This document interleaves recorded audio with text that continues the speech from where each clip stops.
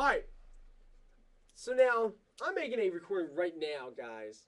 So if you want to say hi to the interwebs, we're all a community here. Okay, check it out.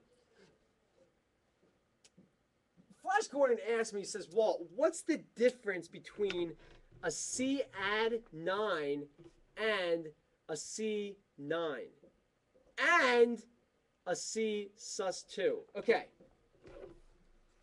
Okay. Here's the thing.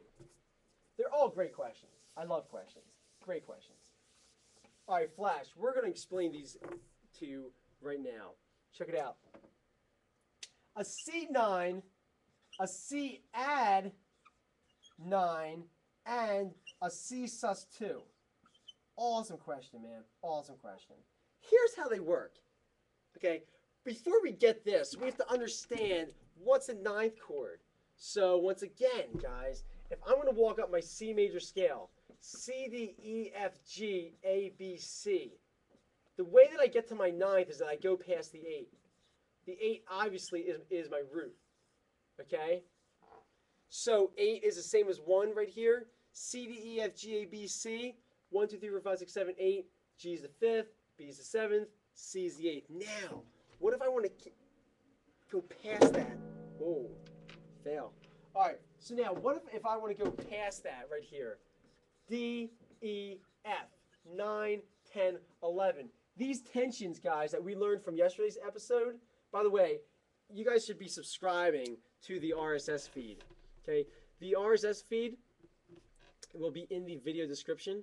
It's definitely awesome. All right, so check this out.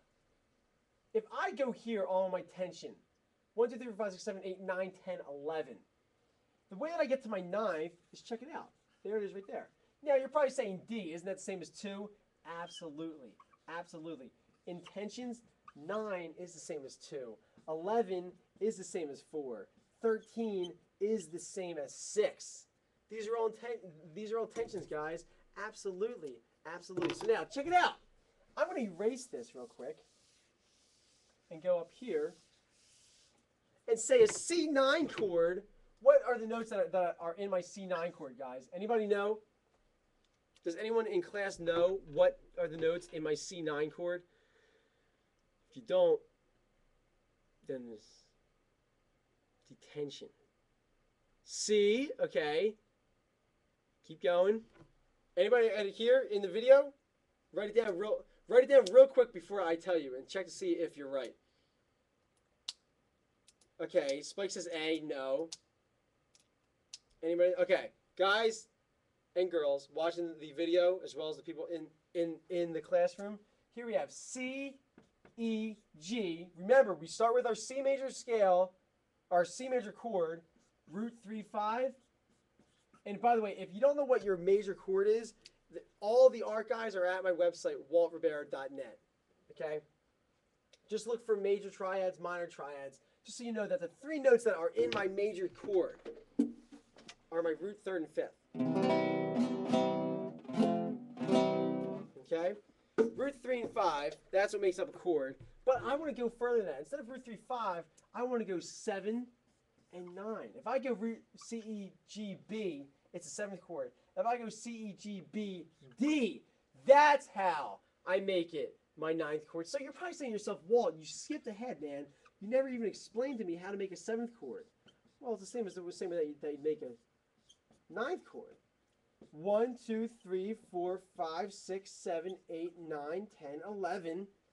And I'm going root 3, 5, C, E, G. By the way, if it's a different key, then everything changes. Instead of C, E, G, C, D, E, F, G, A, B, C, D, I'm going, if I'm in the key of F, I'm going F, G, A, B, C, D, E, F, G, and I'm continuing. But now, C, E, G, root 3, 5, 7, 9. C, E, G, B, D. 1, 3, 5, 7, 9. 9 is the same as 2, which should all make sense now. So check it out. You're probably saying to yourself, Walt, this is awesome.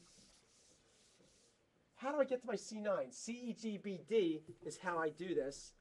Okay? C Add9. Oh, by the way, Gwen, if you're having trouble, then just refresh, although you probably can't hear me.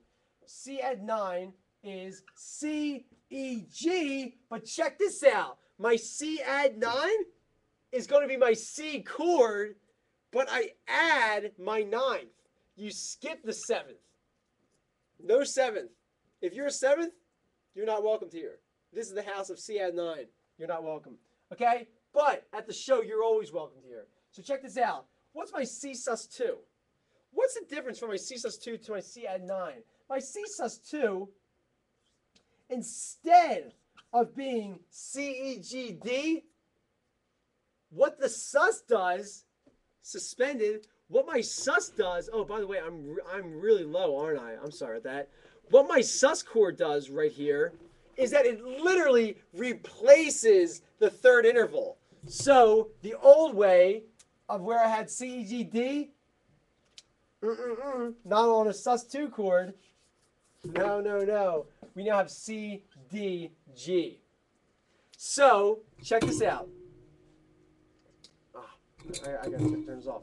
So my C9 consists of 5 notes, C, E, G, B, D. My C add 9 is my C chord, and I add the 9th. And my C sus2 is C, D, G. So you're probably saying, Walt, why is that called a C sus2 and not a C sus9? And the answer is because it just is. All right? No, but the 2 is the D. 2 is the same as 9. But that the C add 9. Oh, and then I get this question a lot. Is the 9th an octave away from the 2?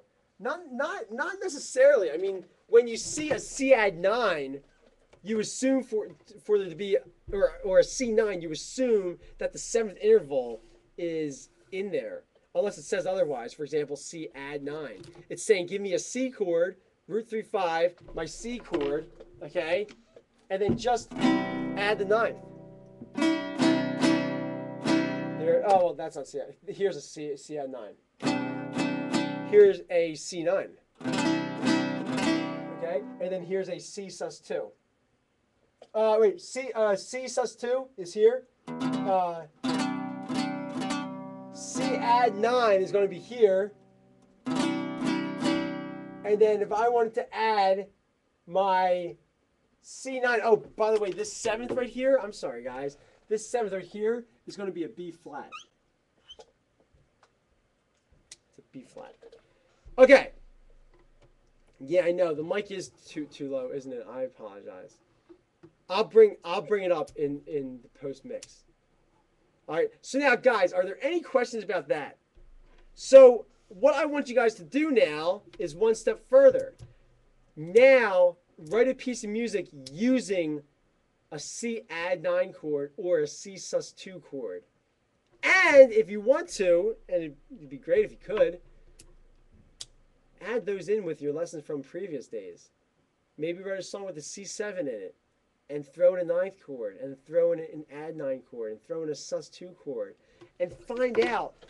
Listen, use your ear. It's the best instrument you guys have. Okay? Sus chord.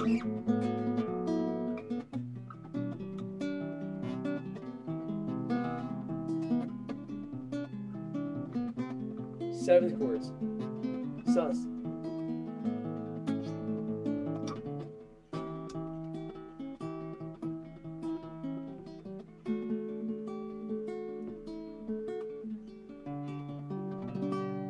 Okay? So that's the idea. I mean, that wasn't amazing, but that the idea was there. I mean, I'm just kind of like relaxing, having a good time, learning my chords, teaching myself how to do things. And here we go back to the quote of the day, guys. Quote of the day, quote of the video, I guess you would call it, is that you don't truly know something unless you're able to teach it to someone else. So if you learn something, call up your friend and try and teach it to them. And that, when you do it successfully, shows 2 things. 1, that you truly know it, and 2, that you're paying it forward. Because if you know something and someone else doesn't, you should do your best to pay it forward. Because one day, you know, that person who you're teaching is going to pay it forward to someone else. And it's a circle, guys. It's a circle of fifths. It's the circle of music. All right, guys. You rock.